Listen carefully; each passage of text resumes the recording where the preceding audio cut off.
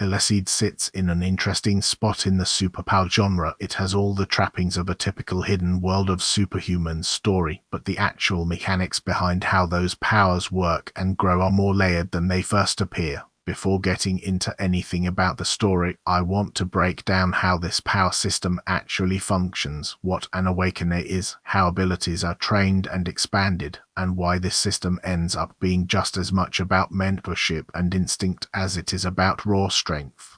What an Awakener is. In Eleceed's world, a small percentage of the population is born with what's called an awakened ability, powers that go beyond normal human capability. These abilities usually manifest early in life, and while they are often hereditary, that's not a hard rule. Someone can be born with a power even without any family history of it, and vice versa. This existence is kept almost entirely secret from the general public. The people who have these abilities, known as Awakeners, form their own separate society that operates behind the scenes of ordinary life, something the story treats less like a superhero universe and more like an entire hidden social and political ecosystem, complete with its own rules, hierarchies, and organizations. The system splits abilities into a few broad categories. The first is physical abilities, powers that strengthen or alter the user's own body, like enhanced strength, speed, or the ability to physically transform. The second is psychic abilities, powers that let the user manipulate elements or objects in the environment around them, rather than just their own body. Beyond that basic split,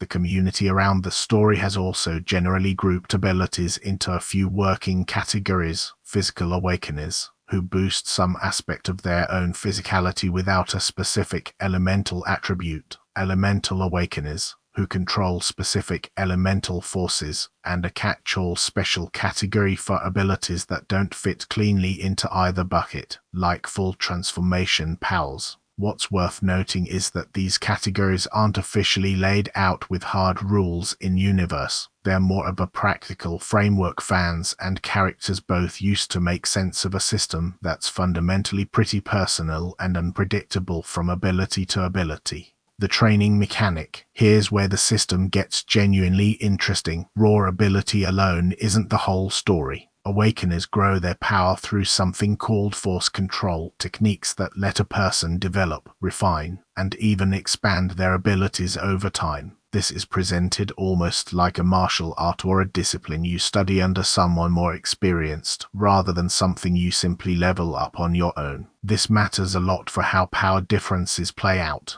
It's entirely possible for someone to train incredibly hard using a specific force control method and still not surpass someone else who has a natural aptitude for that exact same ability, because raw instinctual talent and trained technique both factor into the final result. Someone with strong technique but weaker natural affinity can still be outclassed by someone who has both the right instinct and comparable training. There's also flexibility built into this mechanic. An Awakener isn't necessarily locked to just one ability. It's possible to acquire additional abilities by practicing different force control methods, though a technique that isn't aligned with someone's natural aptitude tends to be noticeably less effective than their core, inherent ability. Organizations and the awakened world's structure.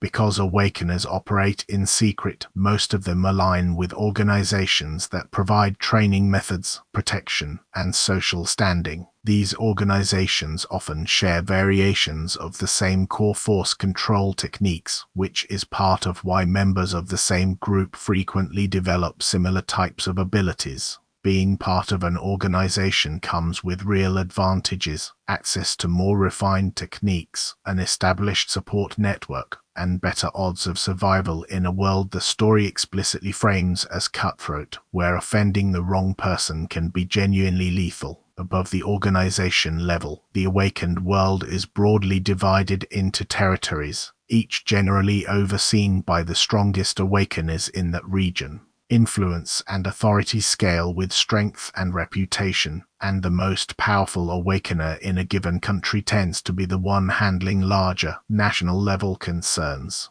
It's a power structure built less like a game's tier list and more like a loosely governed underworld where standing has to be earned and defended.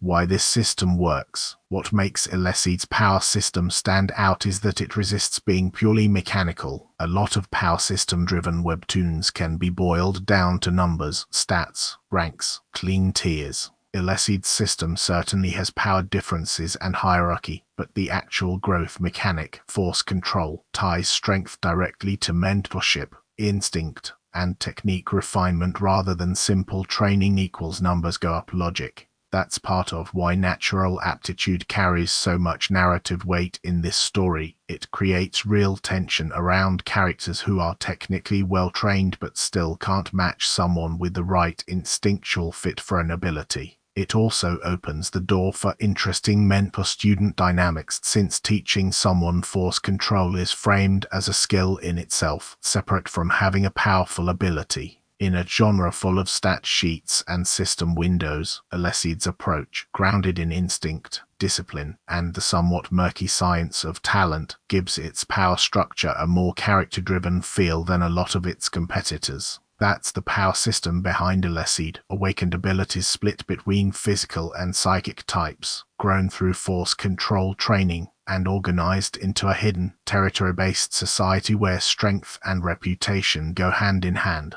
Let me know in the comments if you want a breakdown of another series next, and I'll see you in the next one.